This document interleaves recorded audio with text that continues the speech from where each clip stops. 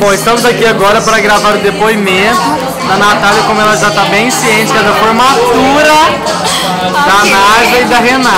Então tá. Você quer falar para quem? Eu quero falar para as duas, porque eu amo as duas de paixão, são pessoas maravilhosas. A Nádia é minha irmã, linda, perfeita, um exemplo para mim. A Renata super autoastral, eu desejo para elas um super sucesso, mas assim, sempre pertinho de mim, porque eu sou egoísta Tá bom, que e é eu vou 30 sentir segundos falta.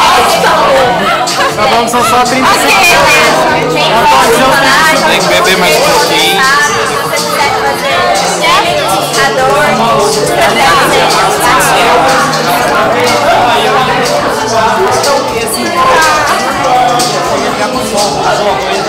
A Nádia ficaria muito grata do seu depoimento.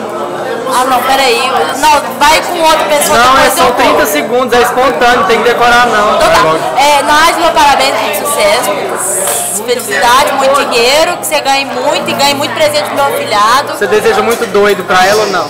Muito doido, muito louco, drogado e presidiário também na sua vida. Nesse vai caso, com Deus, sim. vai com Deus. Você estende o depoimento ao seu companheiro ou não? Lógico, vai com a orelha. Parabéns. 30 segundos. Fica repetindo a mesma frase. Parabéns, parabéns, parabéns. Ficou beleza. Vai, exerce a sua espontaneidade agora e fala uma coisa bem bonita. Toda a minha espontaneidade, desejo a Nádia todo o sucesso do mundo. Repito as palavras de Isabela. Muito Não vai, doido. são 30 segundos Mas de ela ineditismo. Mas ela vai ser uma psicóloga, então ela precisa de muito doido na vida dela. 30 segundos de ineditismo. De repente, se ela não fosse minha amiga, até eu ia. Não é? Tá ótimo. Só que o lema é fale com estranhos, você sabe. Eu estou falando com você, você viu? Por isso, está exercendo a sua capacidade psicológica. Eu sou tão péssima nisso. Péssima não, 30 segundos a gente faz muita porcaria na vida. Não custa nada você falar alguma coisa. Nádia, parabéns, muito dinheiro, muita coisa boa.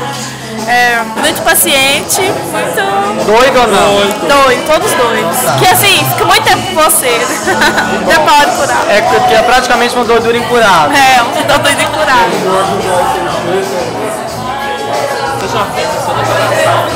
Eu sou o narrador lá no presente. Queria dizer parabéns às duas, agradecer a Deus que agora eu tenho duas psicólogas para consultar gratuitamente. E pra Nádia só tem uma coisa para dizer: chão, chão, chão.